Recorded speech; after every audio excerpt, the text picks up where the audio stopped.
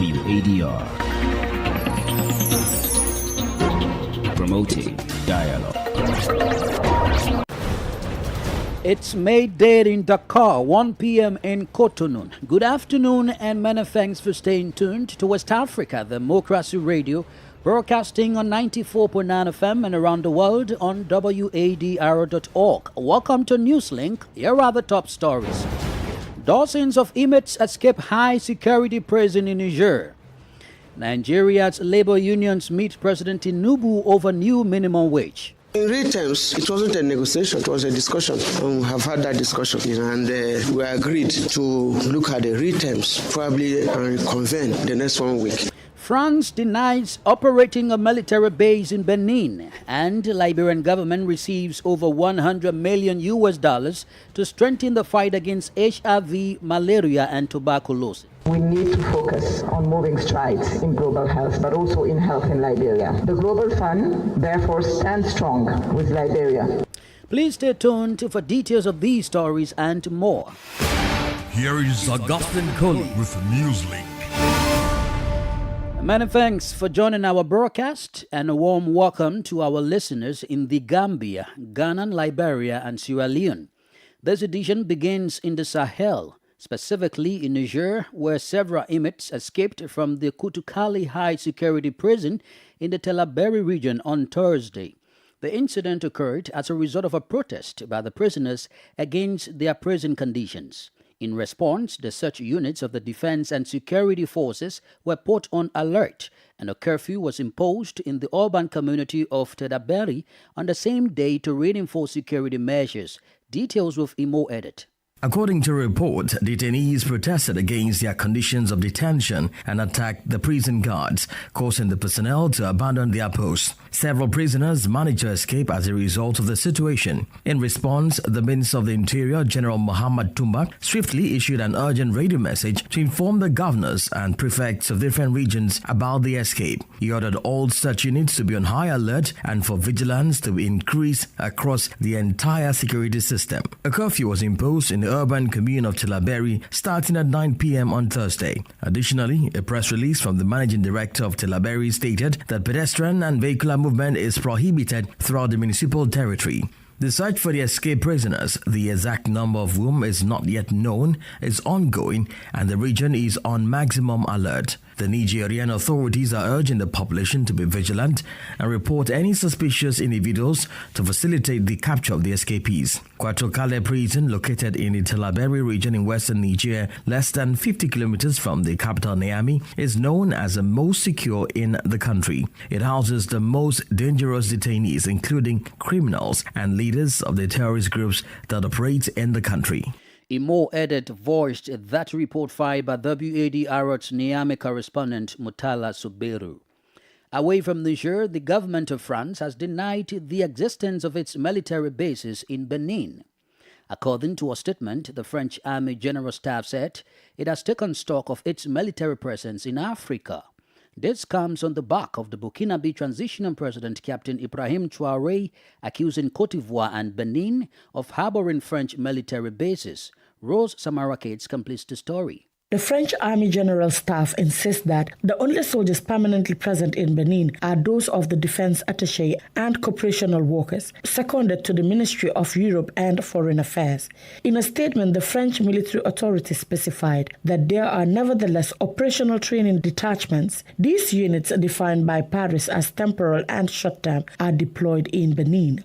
They are made up of soldiers from the French elements of Senegal and Côte d'Ivoire. According to the French army, these soldiers are deployed to Benin as a need to support Beninese soldiers through training and training activities. Still in its declaration, the French Army Chief General specified that it has only 5 military establishments in Africa, notably in Chad, Senegal, Côte d'Ivoire, Gabon, and Djibouti. The exit of the French army comes moments after the meeting of the Burkinabe forces, where Captain Ibrahim Traoré accused Côte d'Ivoire and Benin for wanting to destabilize his country. The Burkinabe president went further, accusing Benin of hosting French military bases.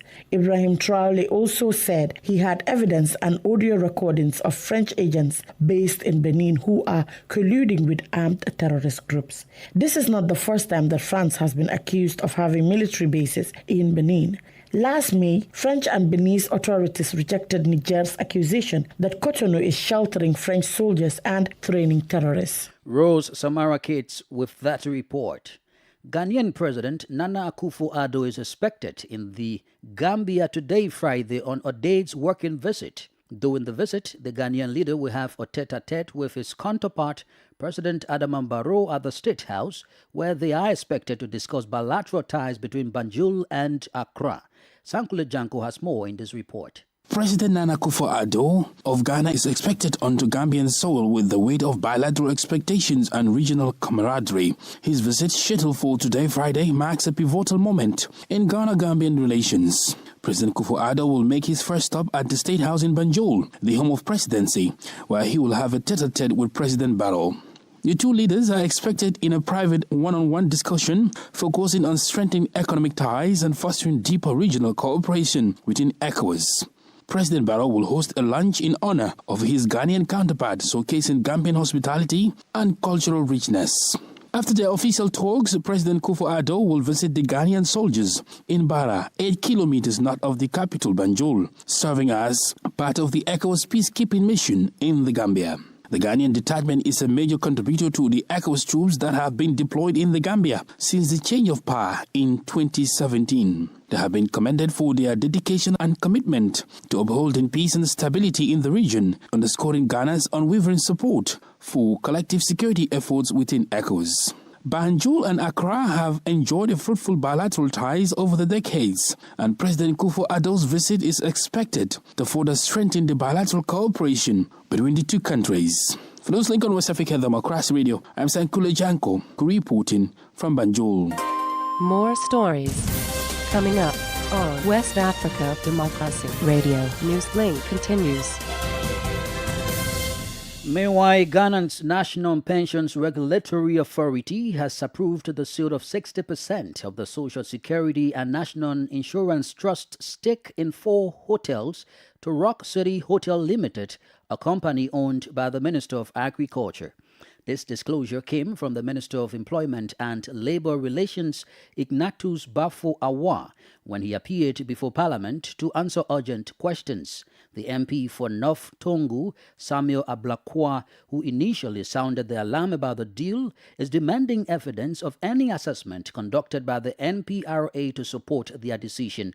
WADR's Nada Detete reports. The National Pensions Regulatory Authority, NPRA, initially called for a suspension of the sale of SNIT's 60% stake in 4 hotels, including the Labadi Beach Hotel, to Rock City Hotel Limited, a company belonging to the Minister for Agriculture and Member of Parliament for Abetifi, Brian Ichampong. The suspension was to pave way for further evaluation and engagement on the deal. Answering questions on the floor of Parliament, the Minister of Employment and Labour Relations, Ignatius Bafo-Awah, argued that there was now no hurdle in the way of concluding the deal, which SNIT itself had earlier pulled the brakes on finalizing. As a minister, I can tell you on authority that NPRA has since indicated that they had seen the processes and they think that SNIT can go ahead. However, the MP for North Tongu, Samuel Ablakwa, who first blew the whistle on the deal, is calling for concrete proof of an evaluation carried out by the NPRA to justify their decision. We challenge the NPRA to publish the outcome of their review, if they are proud of what they have done, if their review is superior to what the transaction advisor has done, if they know they have engaged in legitimate, transparent work. They should publish the review that they have done, subjected to public scrutiny, and let us see that indeed this transaction is above board. He served notice of a series of actions to prevent the deal from going through. We are going to collaborate with organized labor.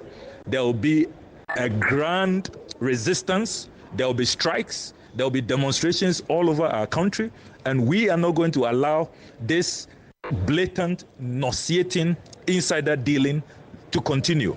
Meanwhile, organized labor is expected to discuss the latest update and consider the way forward.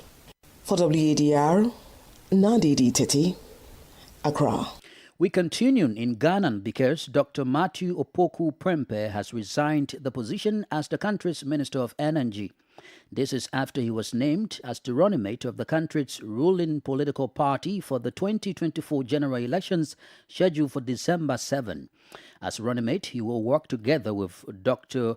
Mahamudu Bawumia, the current Vice President of Ghana, on the same ticket as they aim at winning the elections. According to the Director of Communications at the Presidency, Eugene Arin, the former minister's letter was accepted by President Nana Akufo-Addo.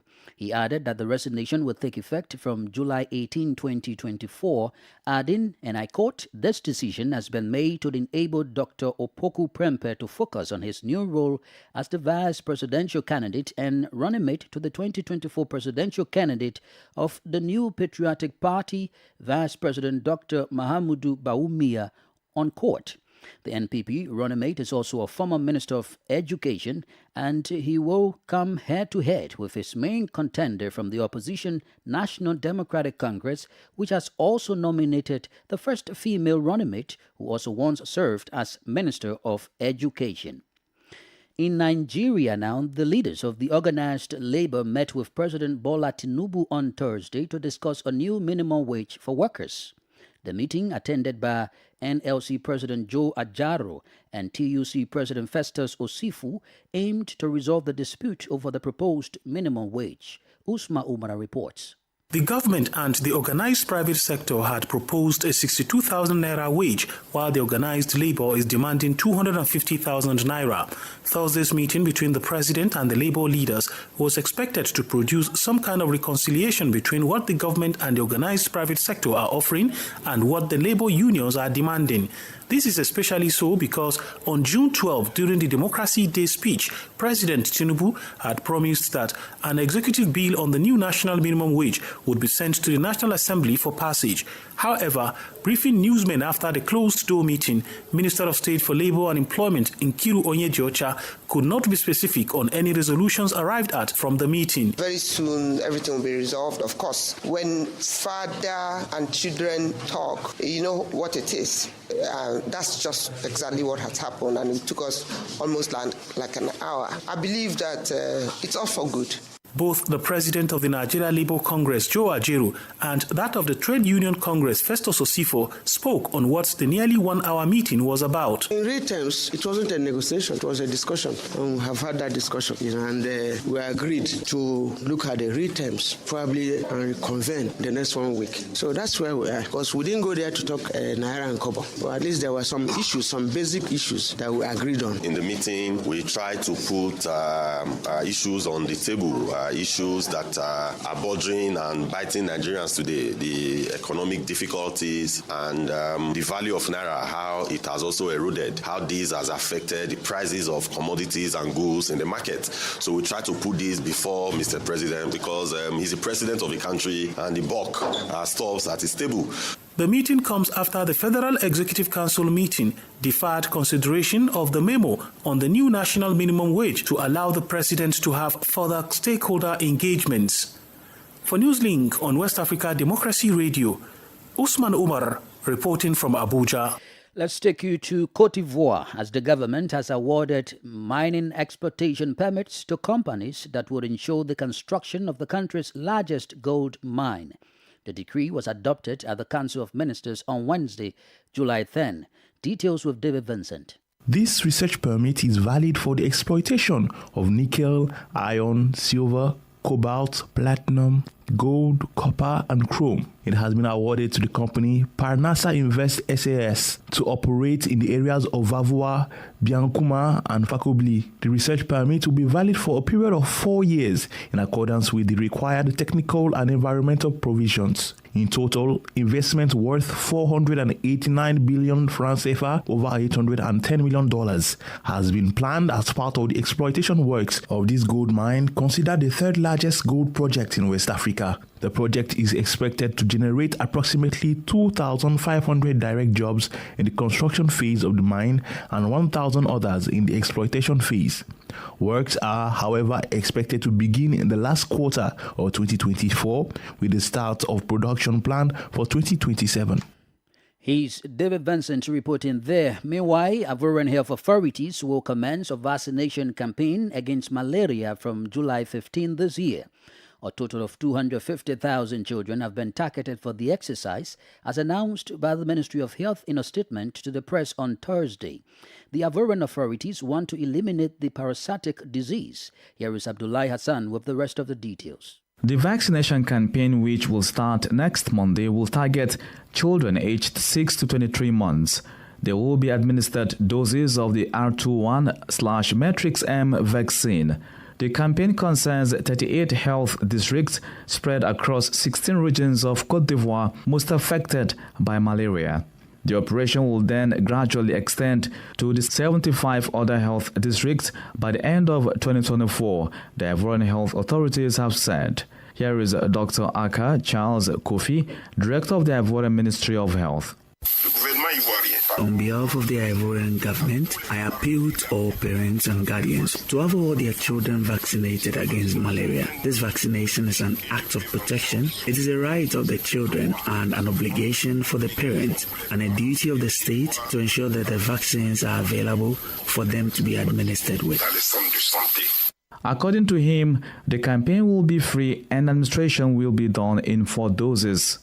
In Côte d'Ivoire, an average of 3 children die from malaria every day, according to official figures from the Ministry of Health, a figure which increases the incidence from 155 per thousand to more than 229 per thousand in the general population. From this data, children under 5 years were more impacted between 2016 and 2019.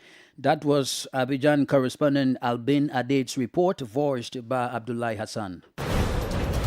You are listening to Newslink on West Africa Democracy Radio, broadcasting from Dakar, Senegal. Here is a reminder of our top stories.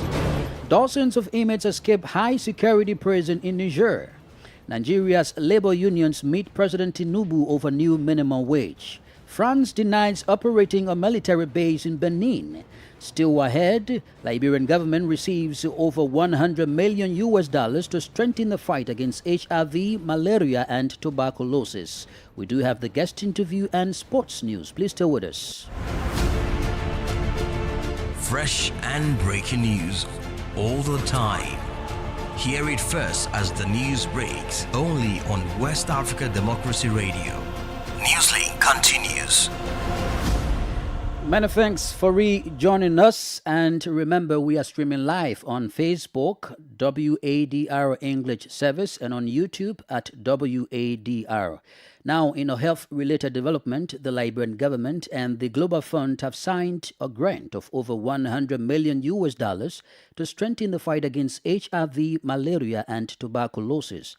As WADR's Darlington Pogba reports, in line with the grant agreement, activities under the project will be implemented by the Ministry of Health and supervised by Plan International and other development partners. According to Global Fund Africa and Middle East Director Catherine Fossier, the agreement also signals hope for a new day in the country's health system where rural dwellers will for once have access to proper medical care and services. We need to focus on moving strides in global health, but also in health in Liberia. The Global Fund, therefore, stands strong with Liberia and will continue to support the government's ambition to fight the 3 diseases and build resilient and sustainable systems for health, in addition to preparing for potential pandemics. Liberian President Joseph Boakai described the intervention as a commitment of the partners to improve access to health care delivery for all citizens. I call upon all stakeholders, government agencies, development partners,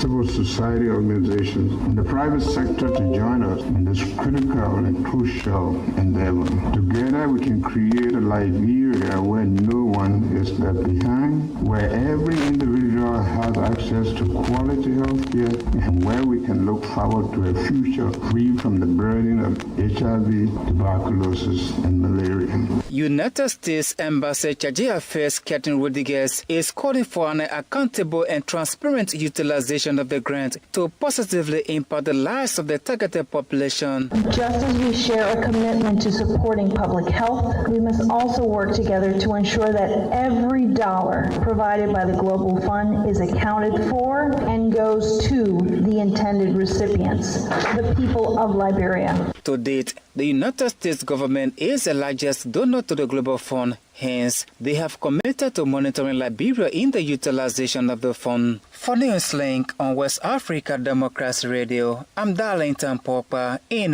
Monrovia.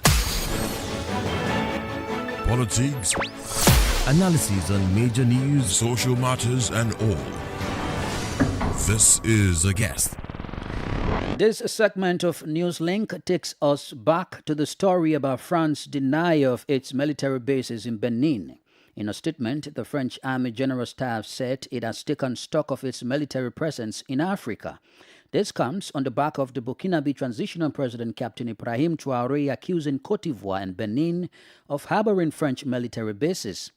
Gad Shamaki Peters is a security expert. He weighs in on the latest accusation by the Burkinabe transitional president and its impact on the bilateral relations between France and West African states. I think the agitation is basically by Burkina Faso, Mali, and Niger, based on the military takeover in the country, and they are feeling that the French government has not been fair to their country in terms of their mineral resources, and the presence of the French military has not really helped their security. And so other independent countries have the right, if they so choose, to have French troops in their country, either for political or economic benefit. Having said that, the clear threat of insecurity in the Sahel and the whole of Africa from extreme group is real. And therefore, there must be a lot of cooperation and synergy among African nations, irrespective of whether they have support from foreign power or not, to be able to safeguard and secure the territory of Africa and to ensure that Africa does not become a breeding ground for extremist individuals and people with dangerous ideology. How detrimental is Traoré's statement against Benin and Côte d'Ivoire, those countries that he's accusing of hosting French military bases? No, that is a very dangerous statement and is very detrimental to the relationship and the kind of partnership we're looking forward to various countries having. And so when you come out openly to accuse a friend, an ally, or a partner of wrongdoing, it means that there are broken communication, and that does not give room for enhanced collaboration and partnership and synergy to fight a common enemy. So I think it's a statement that needs to be managed properly, and I hope the leaders of this country will be able to have an emergency meeting, either directly or through their ministers of foreign affairs, to be able to discuss this issue and have a common ground and understanding on how best to go about it, without allowing it to degenerate and without allowing it to give room for insurgents to take advantage of such statements to create havoc in any of those countries. So what impact will these accusations have on the collaborative efforts by West African states in the fight against terrorism and jihadist insurgencies? It will definitely have a negative impact. If you remember, when the Nigeria government and ECOWAS sanctioned Niger and said that the military junta need to go home and allow a democratic government and try to shut down the border, it affected relationship even amongst between Nigeria citizen and the citizen of Niger and relationship with the government. And so whenever government take a very drastic position, it definitely affect collaboration, it definitely affect networking, exchange of intelligence and ability to coordinate a fight against insurgents. So if there are military task force from Niger, for example, or from Burkina Faso, Togo, and Benin Republic, such comment will kill the ego or will affect the morale of the military and how they are able to respond as a team to any external aggression or attack. So leaders need to be mindful of their utterances, and I think they need to manage it in a more diplomatic way with an approach with respect for each other's sovereignty and ensure that we don't have a situation where we're creating more problems instead of finding solutions to our common threat as a people. Gad Shamaki Peters is a security expert. And here is Sankule Janko with sports.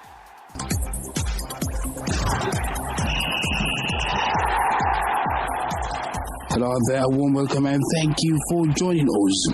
Contenders aiming to succeed Al Ahly as title holders of the CAF Champions League discovered their opponents on Thursday when the draw for the Premier League stage was held at CAF headquarters in Cairo on Thursday. With 54 matches scheduled to be played, some exciting clashes are expected, with the game between ambitious Atasola of Djibouti and Somalia's Dakar FC set to draw attention.